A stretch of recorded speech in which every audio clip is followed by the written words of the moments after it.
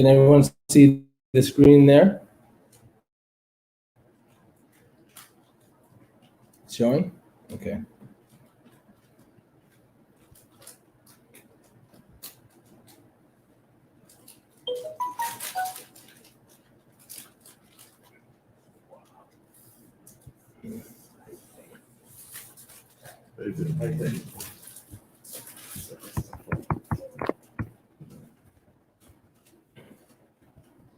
So I'll still put them up here. Yeah. All right.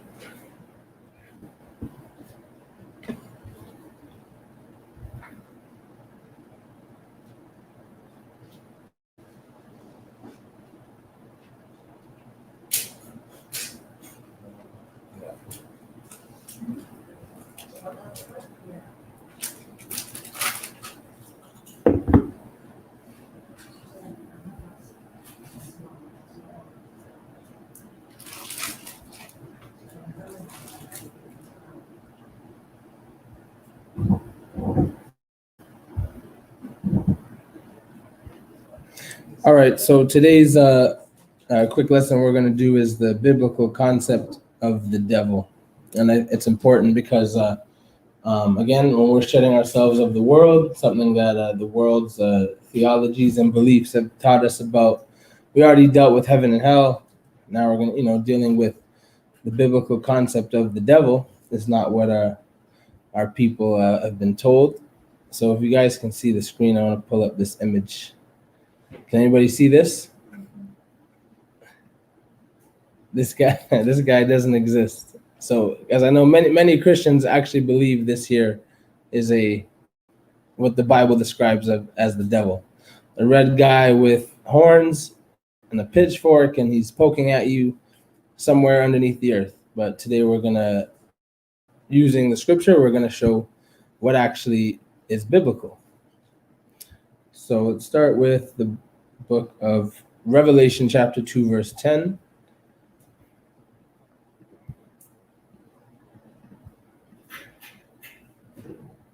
Yeah.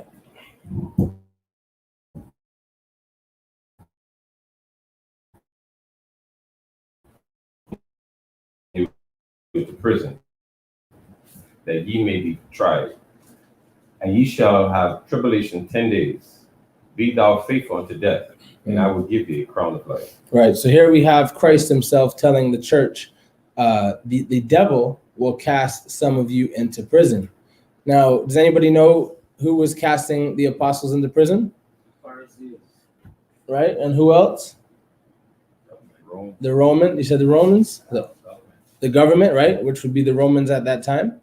They were casting the believers into prison. And the Bible, Christ himself said the devil will do it. Now, there wasn't a red guy with a pitchfork doing that. These were human beings. These were people that were doing that. So, again, let's get on the screen quickly the word devil. And we'll show you guys the definition quick.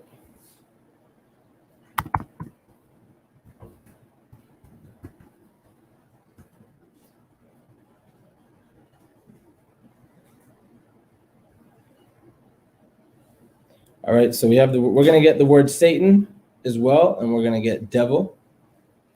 So here we have the word devil. It's pronounced diabolus.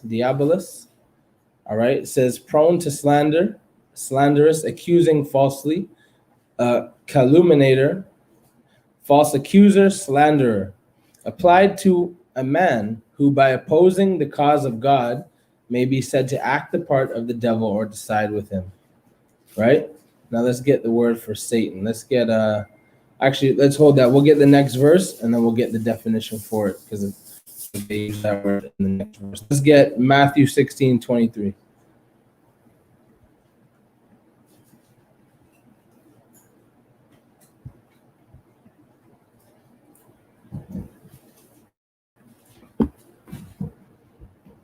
Matthew 16:23. But he turned and said unto Peter, Get thee behind me, Satan. Thou art an offense unto me, for thou savors not the things that be of God, but those that be of men. So was Peter the devil, or was Peter the Satan, as some people believe? No, he was Peter. He was an apostle of Christ. But he calls him Satan because he was not going with the will of the Most High. Does anybody want to take a guess? What did he mean by "you savors not the things of God"?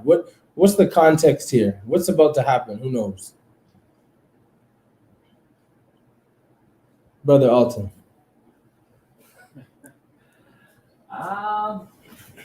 I think Peter Man was thinking like a normal carnal-hearted man, so to speak, the way of the system of the government, which represents the devil. I'm thinking so. That's why Messiah. But what I mean is, what was about to happen? So okay, we'll read up. We'll read from. Let's start from verse 21. Yes, just to get some context. I was about to get crucified. There you go. Matthew 16:21. From that time forth began Jesus to show unto his disciples how that he must go unto Jerusalem and suffer many things of the elders and chief priests and scribes, and be killed, and be risen again the third day. Right. Exactly. Like you said, brother, the crucifixion, right? Now, what was Peter? Let's read verse 22. Matthew 16:22. Then Peter took him and began to rebuke him, saying, Be it far from thee, Lord, this shall not be unto thee. So he said, be it far from you, but this will not be, it's not going to happen to you. And then again, 23. Matthew 16:23. But he turned and said unto Peter, Get thee behind me, Satan.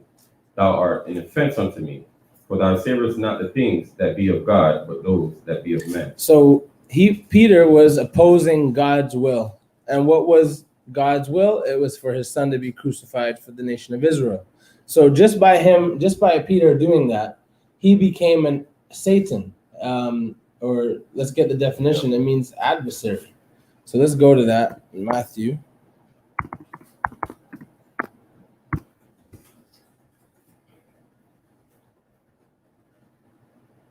All right, so here's the verse here. Here's the interlinear. And he turned unto Peter and said, Get behind me, Satan. Let's read what it means. It says, adversary, one who opposes another in purpose or act, the name given to the prince of evil spirits, I can't even pronounce that. The adversary of God and Christ, right? And it says, the worshipers of idols are said to be under his control. By God's assistance, he is overcome. Here we have on Christ's return from heaven, he will be bound with chains. Okay, so this is giving more of a biblical, like a precept. That's actually a verse. Now let's go to 1 Kings 22.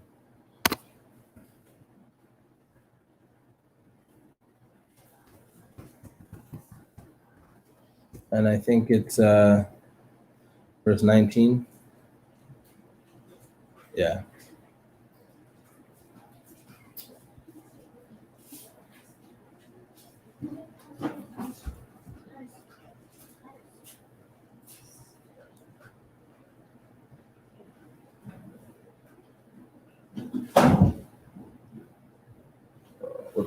First Kings 22:19. 1 Kings 22:19. And he said, Hear thou therefore the word of the Lord. I saw the Lord sitting on his throne, and all the hosts of heaven standing by him, on his right hand and on his left.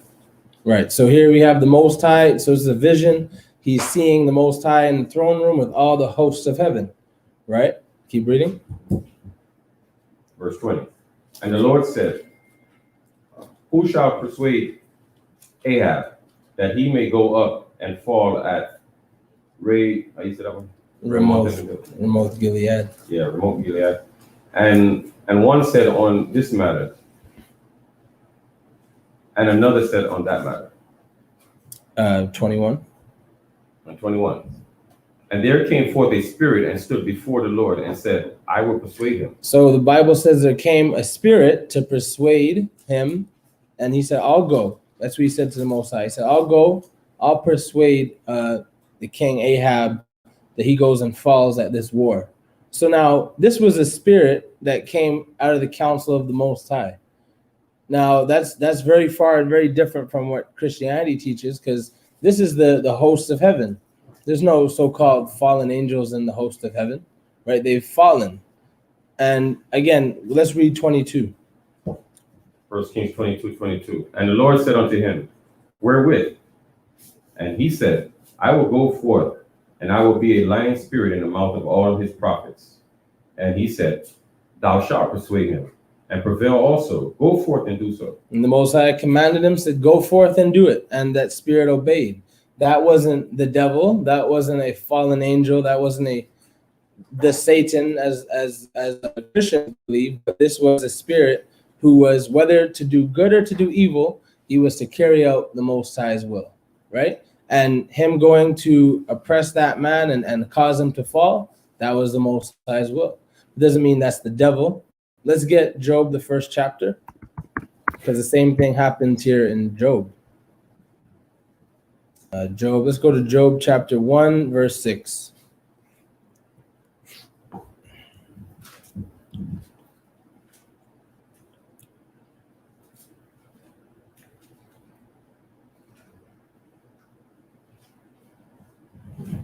Job 1:6.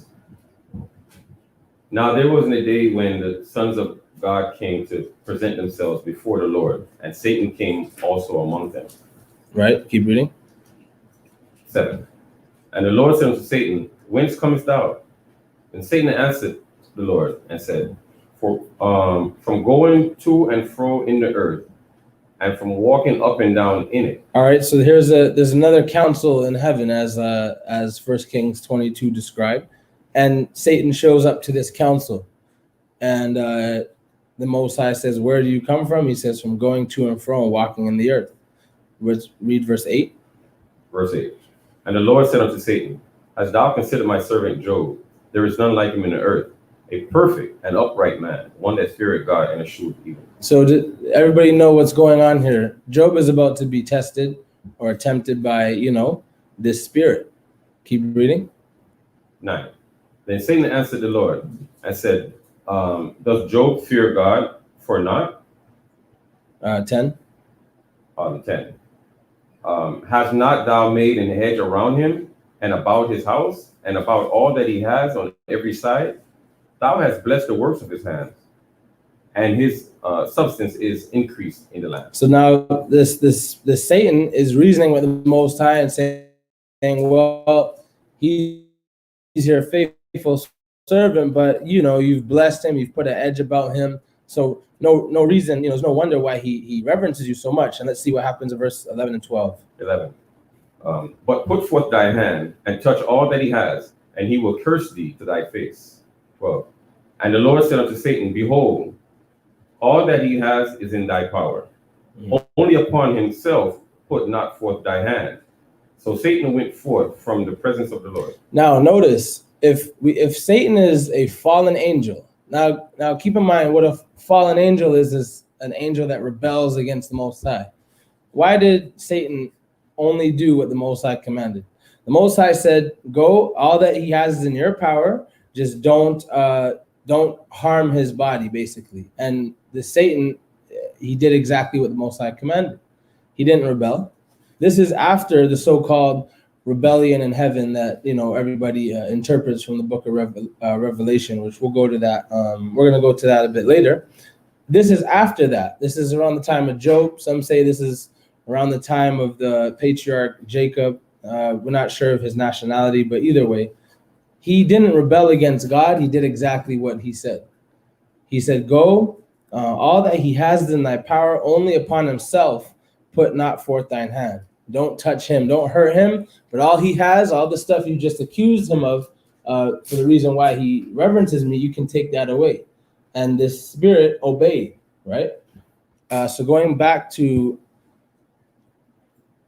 Matthew 16:23, again, Satan is somebody that opposes the will of the Most High. And at this particular precept here, Matthew 16:23, Christ had to be, as we know, he had to be crucified for the nation of Israel, for us to get our deliverance and our salvation. And he tried to stop that. He tried to say, oh, well, I'd rather you not go through this harm and this torture and this crucifixion, just, be whole and be safe. But that's savoring, as it says, the things of man. But it wasn't savoring the things of the Most High. And it was the Most High's will that his son be crucified for the nation, right?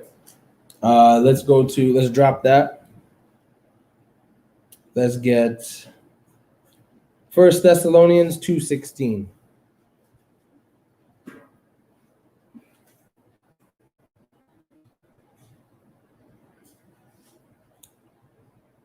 Oh, and before we read that, I was actually supposed to get in the blue letter. Let's look at Satan and Job. Where is it? Hold on. So let's look at the word Satan. All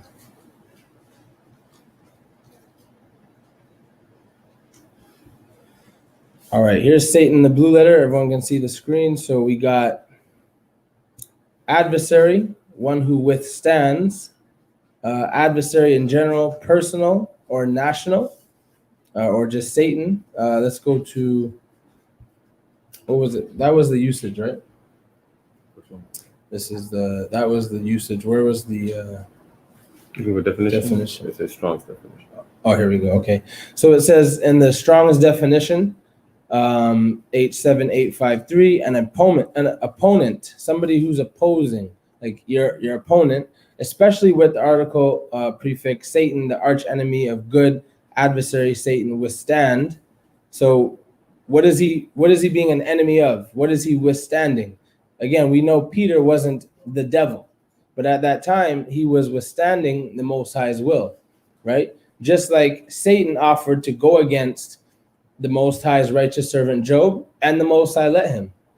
And that's why he's described as Satan. But he is not, like, that's one of the spirits in the council or in the throne room of God. That's not a fallen. How could a fallen angel be in the throne room of God if he's fallen from heaven and on the earth somewhere? So it's a bunch of mix up. It doesn't make sense, right?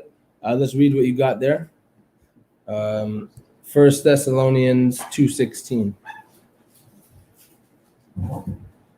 1 Thessalonians 2:16. Forbidding us to speak to the Gentiles that they may be saved, to fill up their sins away. For the wrath is come unto them to the uppermost. Sorry, my apologies. Let's start from verse 14. 1 Thessalonians 2:14.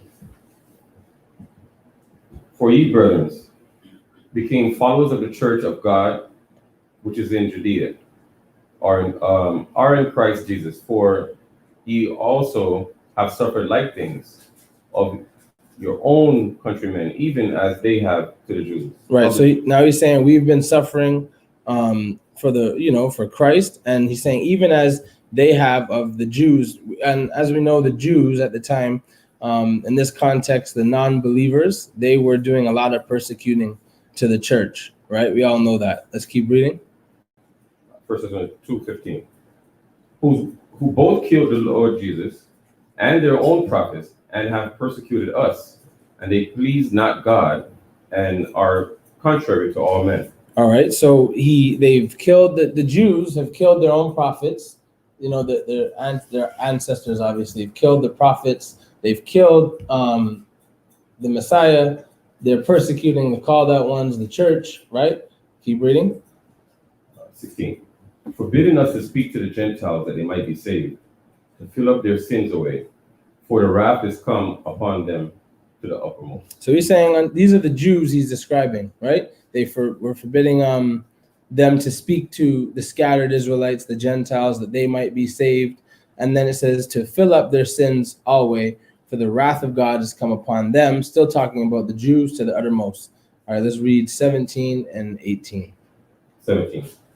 But we, brethren, being taken from you for a short time in presence, not in heart, endeavoring, what is that? Um, Endeavored the more abundantly to see your face with great desire.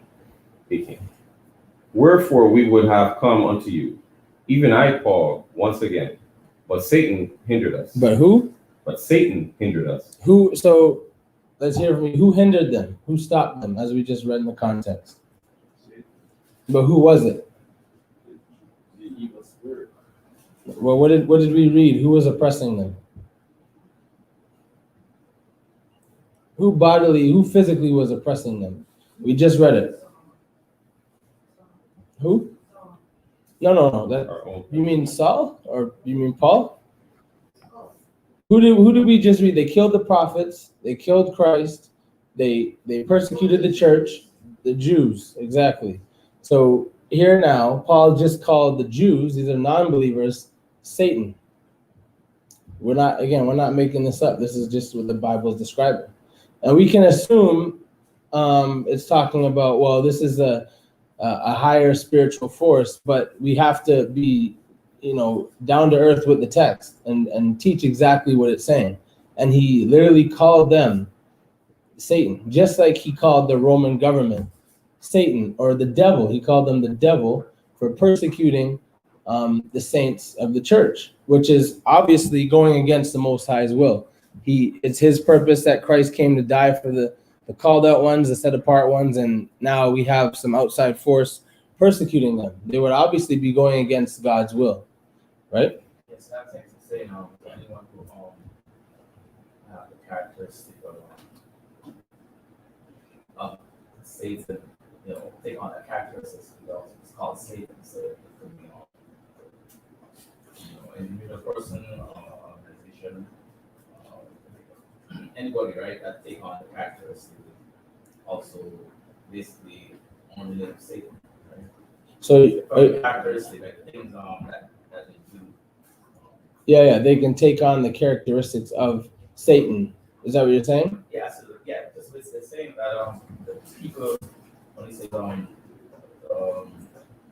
called them the Satan. Yeah. So based on the characteristic that they took on of Satan. Yeah. So that's why they become Satan, basically, because it's an act, right? Yeah. The things that they do, then they order that name. Yeah. As Satan. So it's not like a particular person. Yeah. Or it's all one place, but exactly. That character. Yeah.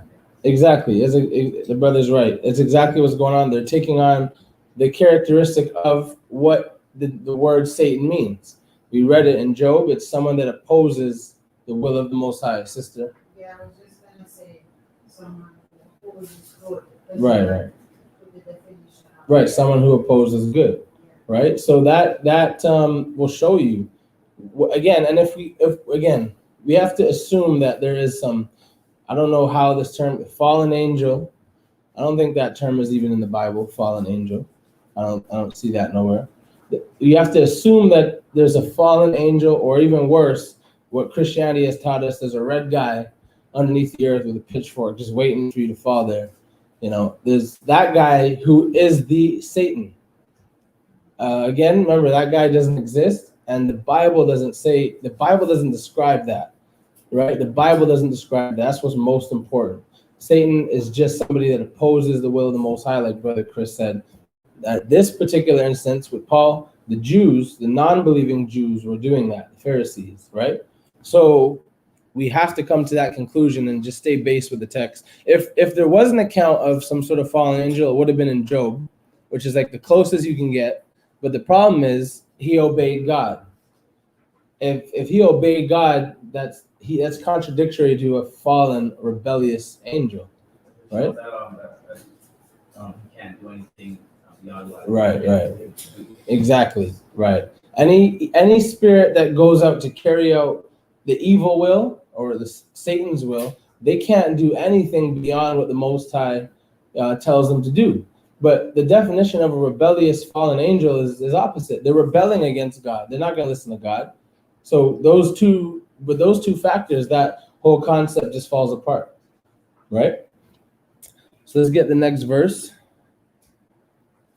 Let's go to, we're going to skip Luke 10:8. Let's go to Isaiah 14:12. Actually, before we go to Isaiah 14, sorry, let's go to John 8:44. Yeah, skip Luke. Not too sure of that one. John 8:44.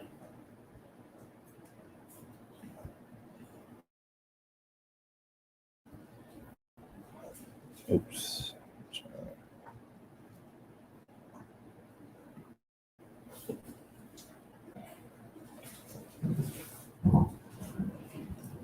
John 8:44. Ye are of your father the devil, and the lust of your father ye will do. He was a murderer from the beginning, and abound not in the truth, because there is no truth in him. When he speaketh a lie, he speaketh of his own, for he is a liar and the father of it. Does anyone know who Christ is talking to here? No. He's speaking to the Jews. He's speaking to, in general, he's speaking to his own people right now. He's rebuking them. We can get some context if you guys like. Let's go up to, I guess 41 to show he's having a conversation, or 30. Let's read 39.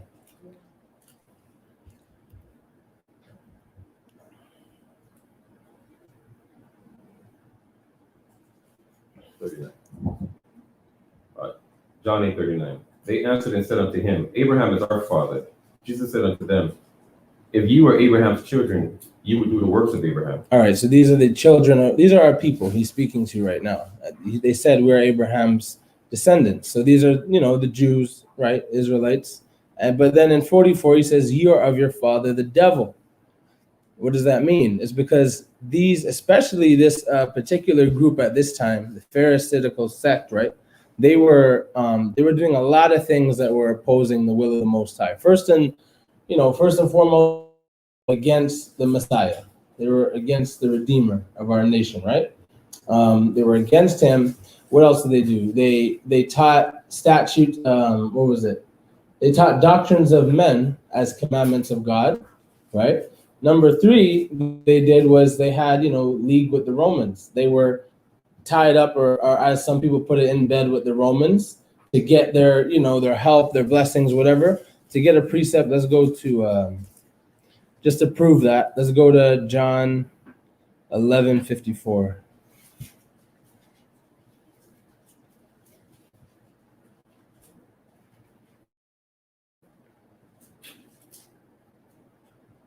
Not 54, sorry.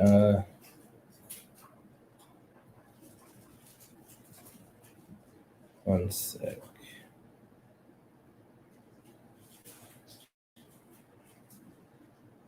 Uh, 48.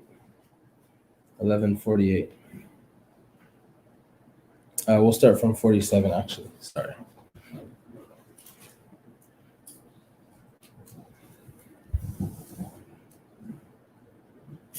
All right, John 11:47. Then gathered the chief priests and the Pharisees a council and said, what do we? For this man does many miracles. All right, so they gathered a council and they said, this man does many miracles. What are we going to do? They're obviously talking about Christ, right? Let's keep going. 48. But if we let him alone, all men will believe on him. And the Romans shall come and take away both our places. Read that again, that last part. And the Romans. And the Romans shall come and take away both our place and nation. So if we leave him alone, now let's think about that for a second. Christ is doing righteous things in the earth. When he shows up, he's doing God's will. Now, when we read some of the curses, and as the prophets described, if we didn't do God's will, an other nation would come inside and destroy us and tear us apart. But here we have the opposite. If everybody believes on him, what will happen?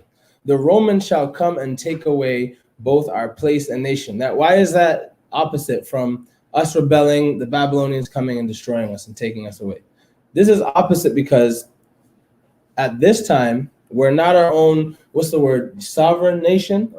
We're not our own sovereign nation. We are under control by the Romans. We were already in captivity in our own land. right? So that's why they said, if every man believes on him, the Romans will come and take away our place in nation. Meaning, he was a revolutionist. He was trying to free his people. And if the Romans seen that, look, these Jews are starting to get out of pocket. They're starting to believe on this revolutionary man, and they're going to rebel against us in our ways. And the Pharisees didn't want that either, because the Pharisees were in tied and in league with the Romans, right? They made certain deals with them. They helped each other out, etc. And they're like, what are we going to do? If all men believe on him, the Romans will come and take away both our place and nation, right? So that's why he said to the Jews, his own people, you are of your father, the devil, because you do the works of the devil, speaking about the Roman nation, the Roman government, right? So again, we have Old and New Testament accounts of, and context to show you what a devil does, what a devil is, what Satan is, what Satan does. All right, let's go to, so where we were going to Isaiah 14 to break that down.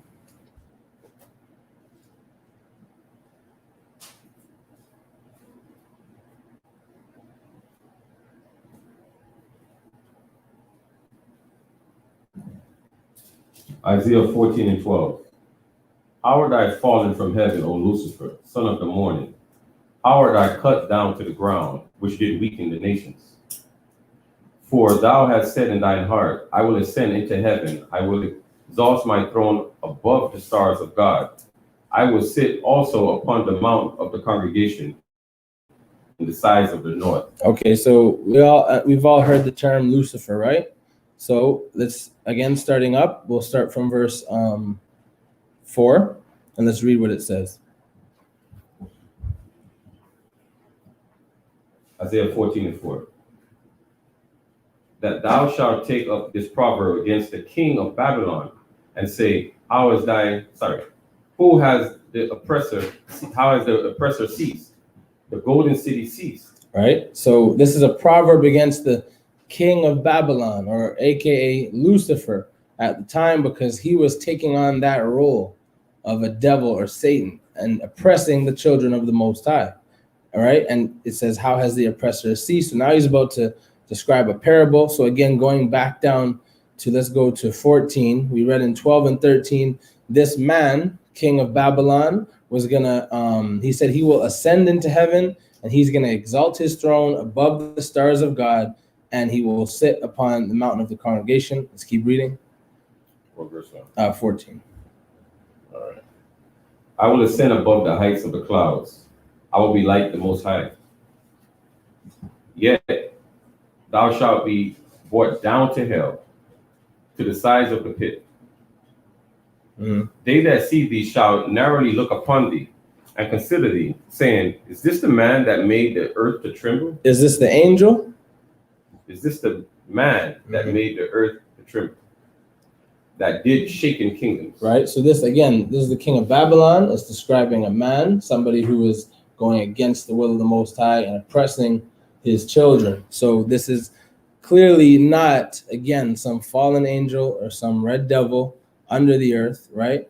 And this is a man that is describing how he is going to exalt himself above all the kingdoms of the earth. That's what that phrase means, above the heights of the clouds. I will be like the Most High. He's going to ascend into heaven. The man is not literally, NASA isn't around. He's not going to the sky. He's not talking about that. He's talking about power, authority, right? Rulership in the earth. And that's why it says, is this the man that made the earth to tremble, that did shake kingdoms, right? The king of Babylon didn't only just oppress the Israelites, he oppressed all the kingdoms that are in that, like, his area, as many nations as he could. We were just caught up among the many of them. Let's read. Okay, let's stop there. Oh, which one? We stopped at 16, right? Let's read. Okay, that's pretty. We'll stop there. Let's go to Ezekiel, the 28th chapter.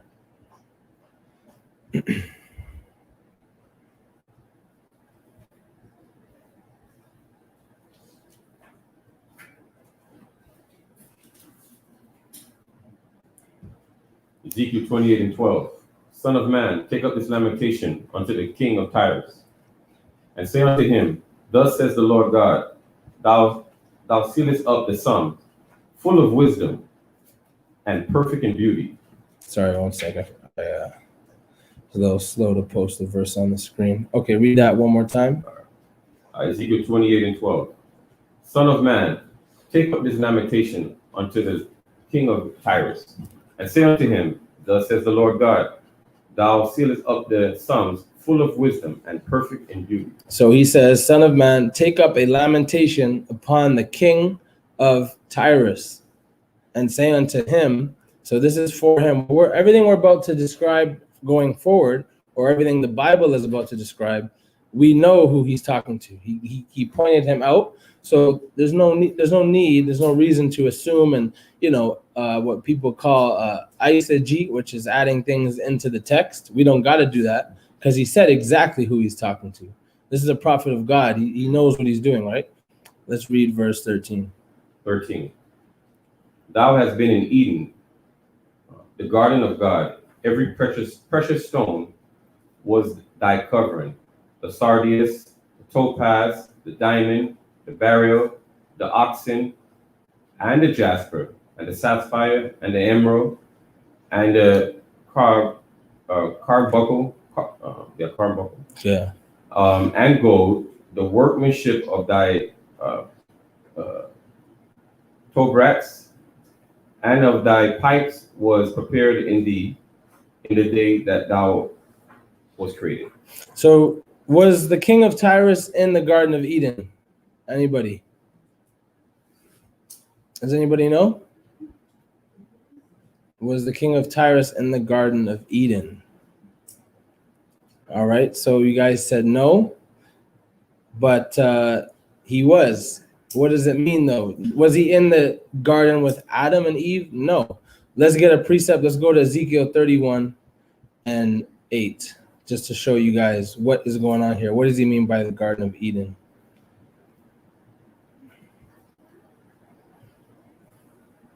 Let's read verse 2 of Ezekiel 31. Ezekiel 31:2. Son of man, speak unto Pharaoh, king of Egypt, and to his multitude, whom art thou like in the starting greatness. So now he's speaking of the king of Egypt in this context, and we're only going here just as a precept to back up how was the king of Tyrus in Eden, because we know he wasn't with Adam and Eve. All right, so let's jump down and start from 8.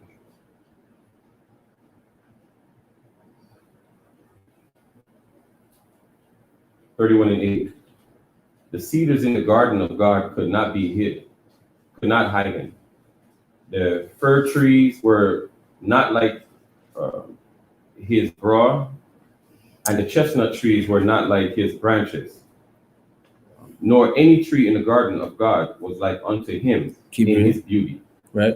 I have made him fair by the multitude of his branches, so that all the trees of Eden that were in the garden of God envied him. Okay, so now how can trees envy somebody else or something else? Does that make any logical sense? Anybody know? It's a tree can't envy, right? But what is he? They're envying the king of Egypt, but the Bible is calling them trees, right? Let's keep reading. 31 and 10, Ezekiel. Therefore says the Lord God, because thou hast lifted up thyself in height, and he has shot up his top among the thick brass, and his heart is lifted up in his height. 11. I would therefore deliver him into the hand of the mighty one of the heathen.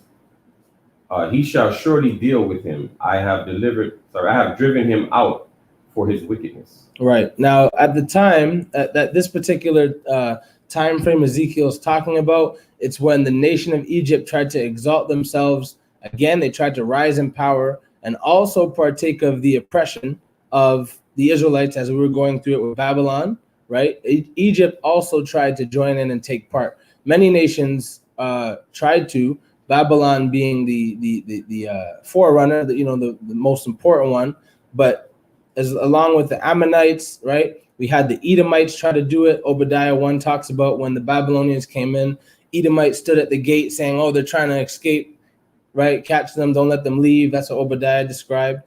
Egypt also. Now, the king of Pharaoh was not in the Garden of Eden with Adam and Eve, but this is dealing with Jerusalem, it's dealing with the Holy Land. And it says all the trees in the garden envied Egypt, the king of Egypt. They all tried to be like him because his branches were so tall, so long, right? And so great. But this is dealing with people. This isn't dealing with, a spiritual being, a spiritual force. It is a spiritual force, but not a being called the devil, Satan. Now let's go back to Ezekiel 28. Oh, and this, all right. All right. Ezekiel 31 and 12. And strangers, the terrible of the nations, have cut him off and have left him upon the mountains and in all the valleys. His branches are fallen, and his boughs are broken by all the rivers of the land, and all the people of the earth are gone down from his shadows and left him. Do you want to explain that? Okay. Okay. So let's go back to Ezekiel 28, and we're gonna go back to 14, I believe.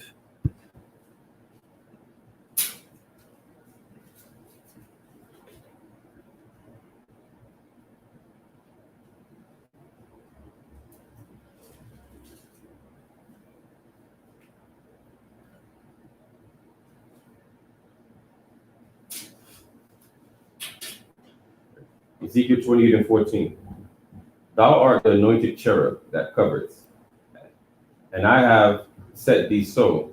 Thou was upon the holy mountain of God. Thou hast walked up and down in the midst of the stones of fire. So what does that mean? He was upon the holy mountain of God. Who knows what that means? That the king of Tyrus was in the holy mountain of God.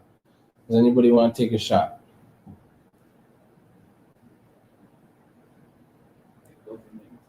Brother Alton?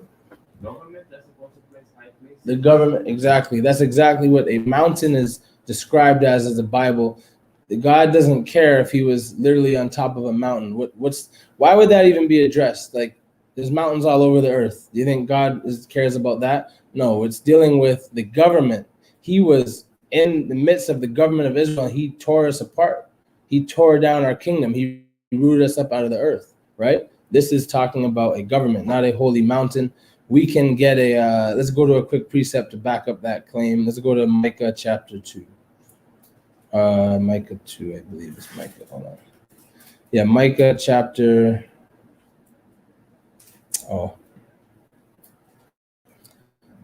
Micah 4:2, not 2. Micah chapter 4, verse 2.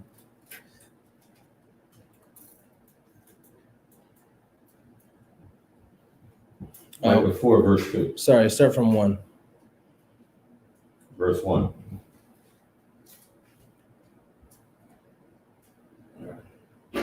But in the last days it shall come to pass that the mountain of the house of the Lord shall be established in the top of the mountains, and it shall be exalted above all the hills, and people shall flow unto it. So what's he saying? In the last days it will come to pass that the mountain or the government of the Lord will be established in the top of the mountains, meaning above all the other governments, and it shall be exalted above the hills, and people will flow to it. People, as we know, as Israelites being the light of the world, people are going to cleave and run to us. Verse 2. Verse 2. And many nations shall come and say, Come, and let us go up to the mountain of the Lord, and to the house of the God of Jacob. And he will teach us of his ways, and we will walk in his path. For the law shall go forth of Zion, and the word of the Lord from Jerusalem. Right. So then they're going to say, many nations will say, let's go to the mountain of the Lord. Let's go to the establishment that the Lord has built it in Jerusalem, right? In Israel, right? That's exactly what a government is. So as Brother Alton said it perfectly, that's all it means. It's not a mountain. Is not dealing in a literal sense, where not all of the nations are going to run on the top of a mountain. Jerusalem isn't even on the top of a mountain, so it doesn't make no sense if you want to take it literally. And then let's go back to so that's what we're breaking now, Ezekiel 28:14, to show you what a holy mountain of God is. But at the time, as we were being oppressed, the king of Tyrus was in the mountain. He was in the garden, right? Let me get the next precept. Let's go to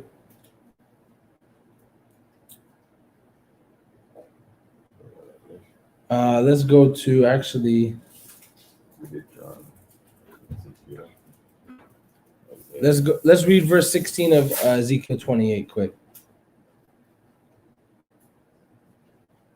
Ezekiel 28:16. By the multitude of thy merchandise, they have filled the midst of thee with violence, and has sinned, and thou hast sinned. Therefore I will cast thee as profane out of the mountain of God, and I will destroy thee, O covered cherub, from the midst of the stones of fire. All right, so what's he describing here? The one that he appointed to do his will, he's basically saying to him, because of your violence, because of your oppression, you are going to be cast out. So it's a biblical theme, like the Most High will use somebody to judge us, but then the person that he used, they get judgment themselves.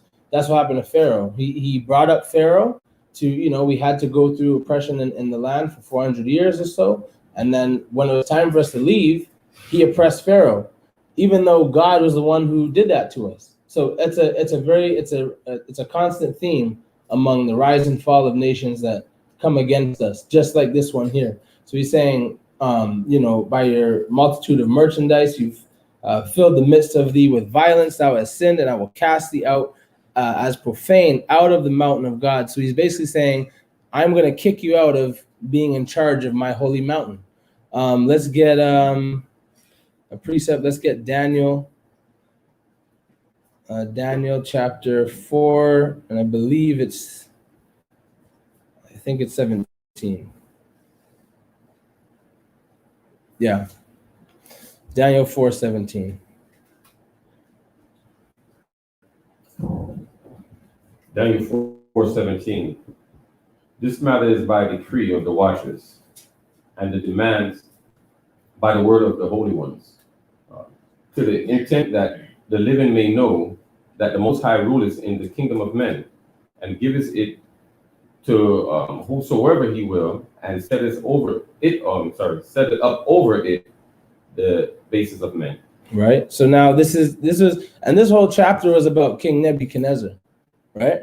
This whole chapter. So he's basically saying, in the kingdom of men, I'm going to set up over it whoever I will. He could be of the basis of men. But when it's his appointed time to step off the throne, he better recognize that, and he better get off.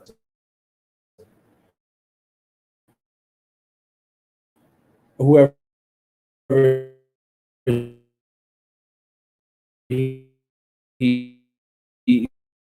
whoever it is he sets up.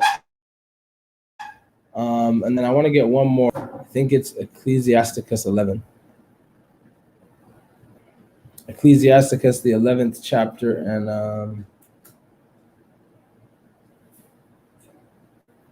oh no. 1 second, bear with me.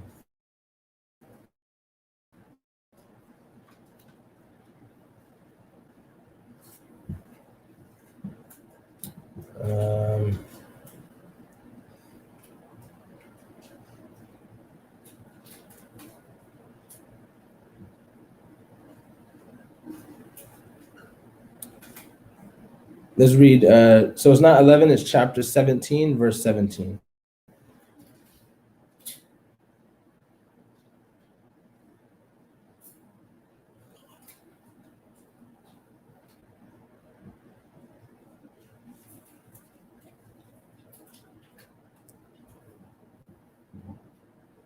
Ecclesiasticus 17:17. For in the division of the nations of the whole earth, he set a ruler over every people, but Israel is the Lord's portion. All right. So now, again, he set up a ruler over every people, but Israel is the Lord's portion. So when we are in a rebellious state and we fall, and he allows someone to now rule over us, when it's supposed to be the Most High, they get appointed by the Most High, as we read in Daniel 4:17. for a time, right? And then after they, you know, for example, the white man has dealt with our nation very harshly. It was the Most High's will to appoint him over us for a time, because remember, we're going through the curses, and it was our punishment. But now, because of the atrocities he's done to us, he himself will be judged, right? So it's just a biblical theme, and that's when you understand that, you'll understand Ezekiel 28 and Isaiah 14, and the language that it uses, which, you know, in Christianity would seem to be describing actual heaven or actual hell and an actual fallen angel, when again there's no such thing as that. So we'll go to the last one, Revelation 12. Let's go to Revelation 12 and 9.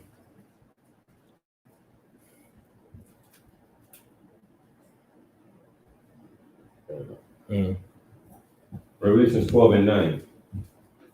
And the great dragon was cast out, that old serpent called the devil and Satan, which delivered the whole world, which deceived the whole world. He was cast out into the earth, and his angels were cast out with him. So, Brother Alton, what do you think this means? Read it again. Revelation 12 and 9. And the great dragon was cast out, that old serpent called the devil and Satan, which deceived the whole world. He was cast out into the earth, and his angels were cast out with him. Based off all the information we just brought up, what could this be talking about? Based on what you guys just brought up, I can just talk about the opposition of the Most High, so to speak. Anything that is in opposition of the Most High, that's what he's gonna get rid of. Right. But who is the great dragon that was cast out, or who they call the devil and Satan? He deceives the whole world, and he was cast out. What was he cast out from? What position was the great dragon in, and why did he get cast out?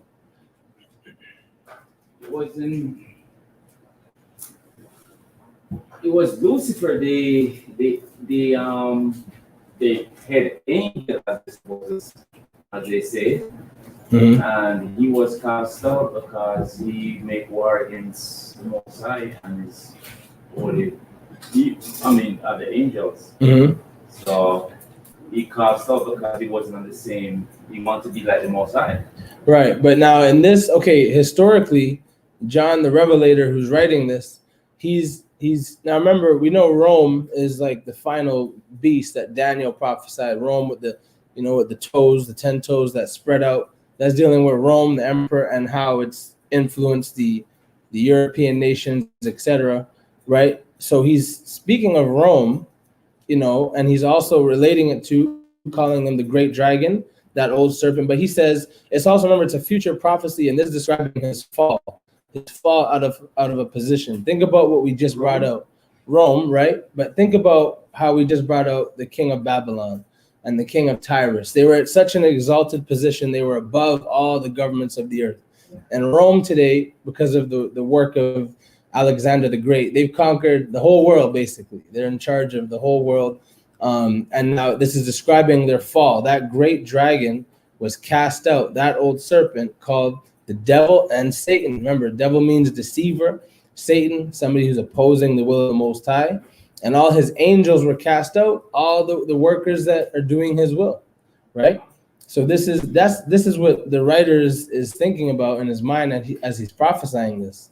He's relating it to what he's seeing in front of his eyes, and it's deep. The word of the Most High is deep. He's relating it to a future event and how he's seeing Rome take over. And remember, his city is falling. Jerusalem is being destroyed by the Romans already. So with all that information, this is actually the go-to verse by Christians to say there was an angelic being that fell. But notice, it doesn't say it was a fallen angel anywhere. It just says that great dragon, that old serpent called the devil and Satan. We can only assume that it's an angel because of the word fall. So I guess when you hear fall, you automatically think, oh, he's falling from the sky, which is heaven, right? But now remember, all the stuff we brought out biblically, that's not a biblical concept. To fall is just, it could be, in most of the events we brought out, it's not literal, like he fell from a certain height. or he fell from heaven literally, and now he's imprisoned here on the earth. But it means the fall of a position or of an authority that was given to him. He's fell from that. And that, as we brought out, Rome has been given a time to rule and to reign over the earth. Job 9:24 says that the earth has been given into the hands of the wicked. So he has his appointed time to rule. So what I'm trying to understand from this is we're taking this as a physical angel that's in heaven that was cast out as according to Christianity. But this has nothing to do with that. It's more of the spiritual heaven and the government system here that is opposed to the physical. The spiritual, yeah. Heaven Exactly.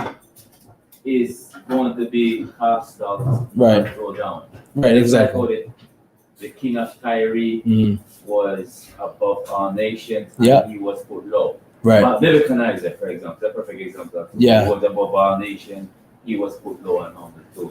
Right. So he is not actually a devil, so to speak. Then like not, I don't believe the one like what The picture, yeah. No, that's not what I believe. Yeah. But I always had the idea that there was the devil is the fallen head angel, which is Lucifer, that the same one that deceived Adam and Eve. That's the fallen angel. Right. Because it said Lucifer war in heaven with the Most High and his host. Lucifer made war in heaven, right? Yes. And I think like so that heaven you're talking about, no, it's not the heaven where the Father is. It's the heaven that is coming up the earth here, the spiritual heaven, so to speak. Right. Lucifer made war in heaven with the angels, right? That's the verse you're talking about. Yes. This is again, it's, remember, the symbolic language is dealing with heaven is supposed to be in Jerusalem. Heaven is the place where the Israelites dwell in righteousness and peace. And now we have an outside force, Lucifer, coming and making war with us, as the Romans did to us, as the Babylonians did to us, and as the Assyrians did, and as Egypt tried to do Edom, etc. Right? So the confusion is then we, as Christians anyways, teach you that heaven is where the Most High dwells. I like how they teach, for example, when you die, that's where you're gonna go. Right. So it's kind of like, okay, the opposite now, that there's no such thing as the heaven that we're gonna dwell there. It's more like the heaven that the Most High have in a spiritual way, his law, his system, like how it is. Right. Like how he is up in there, that's what's gonna be here with us. Right. Well, like when we broke down a few weeks back, when you hear about the concept of hell, right? It's not it's a condition. It's not a actual place underneath the earth. It's a condition that is created by man who go against the law or who go against God's will. That's how hell is created, or it's in just a bad situation in general. The curses that our people have gone through, that's hell. that is hell, right? So you're on point. That's exactly what it is. And just a tip, when you're reading the Bible, think of the rise and fall of kingdoms, think of governments, think of power structures of nations. Like that's what the prophets are dealing with when they're prophesying. They're saying, oh, this kingdom is going to fall, so and so. Remember, Isaiah prophesied and he said, oh, in certain, I forget the number, certain score days, Rezin will fall, right? Samaria will fall, and Israel will stop from being a people. Like, the prophets are concerned with the rise and fall of nations that are trying to oppress Israelites, Israelites coming back in power. That's what the Bible is concerned with. It's not concerned about some mystical rebellion in the sky, because it's not describing that, and it didn't happen. Oh, the screen unplugged. But every day you also experience and the way state of mind is experience heaven or hell. Right. Yeah, and it's a personal, not the collective, but individual concern. All depends on. this one's acting funny. Yeah. State of consciousness, right? To be a lot of negative stuff going on in your life, and Mm. and everything is working on with. And I think that's also having experience in this violence too, on an individual basis. Sure, brother. To be, state of So you want to heaven, answer that? that's the way you in my name, Right. righteousness is, right? That's a good point. That's a good point too, brother Chris. So, is the screen back up? Okay. Okay. Well, that's actually all the precepts we have for the topic. If there was any other questions or points regarding the lesson, feel free to ask. If not, we're gonna take a break, stretch, and go to the laws. Sis.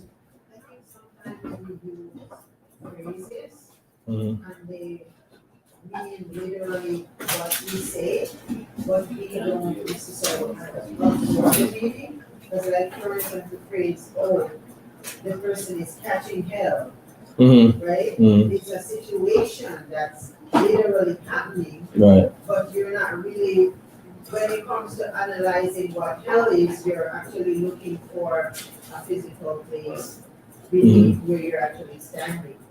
Right. So a good concept of that would also be like, for example, when Adam and Eve was living in the garden, that was basically heaven.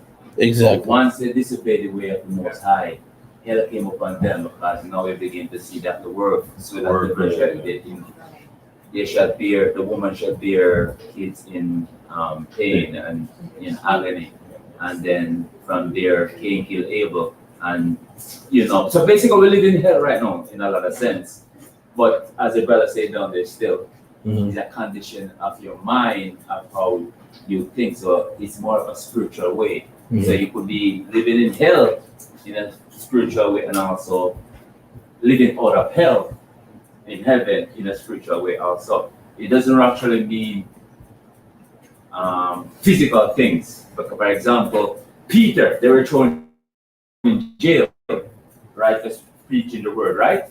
And people would say that is hell, but they were rejoicing and singing and and happy. So and happy to be thrown in jail, right? They were happy to take the beating that they got for preaching the word. So I guess yes, I see a point in that way. Well, praises to the Most High. I'm glad you can see that, and it's gonna help us all spiritually on our walk to understand the Bible and what's really going on. Because I always bring this heavy point out. When Christianity and the white man's deceived us by teaching us a false concept of hell and heaven, so they told our ancestors, just listen to us, believe in this white Jesus, and when you die, you'll go to heaven. Yeah. But while they told us that, and while we were believing it, they were building their heaven. And we were so docile. We thought, oh, who cares what they're doing here? I'm going off to a better place in the sky when I die. But they were building their heaven off of your free labor.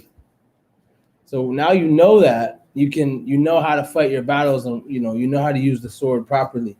Go ahead, sis. Absolutely.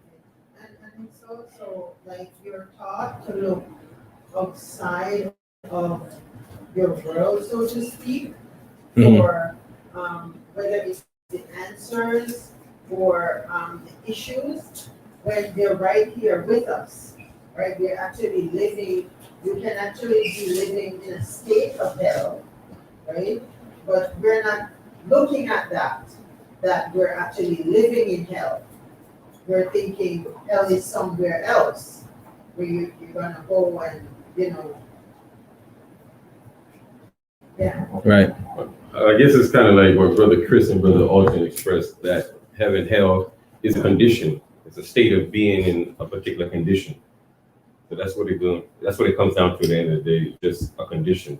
Whether you with the Most High, you separate from the Most High, your condition that you're currently in, the condition that you're going to. And you see with the children of Israel too, from the day they were leave Egypt, you see when they disobey the Most High, you see the hell that they go through. But look at Solomon's time, they lived great. At the time of the world, they were on top of the world. Every nation was subjected under Solomon at that time. That was actually heaven because every Israelite was doing well and prospering.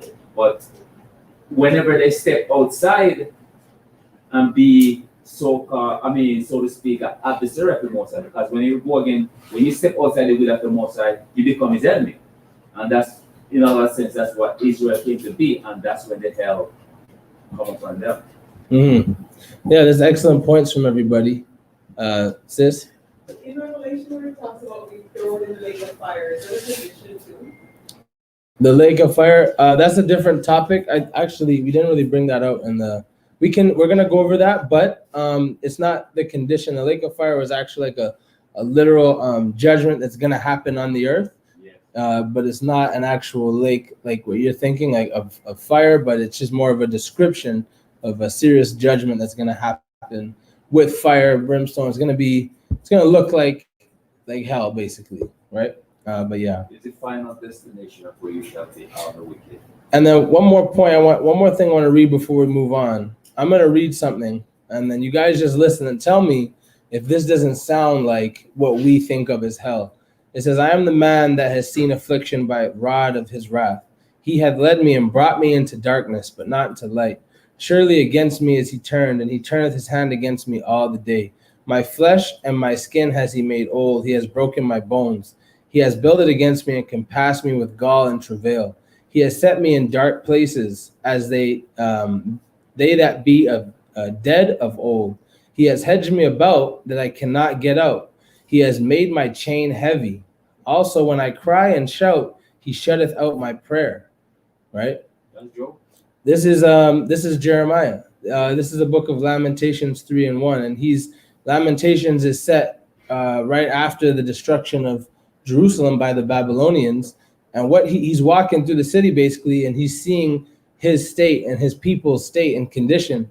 And here's the words he chooses to use, which sound like hell. He's in a dark place, chained up. Most High can't hear him, in travail, but this is not in a place under the earth. He's above the earth right now. And guess what? As I said before, the reason why the children of Israel got to be there under the Babylon captivity is the disobedience. Yeah, absolutely. So I think that brings it home. So with that being said, we're gonna take a break and then stretch, get some drinks or whatever, and then we're gonna get into the laws. All right.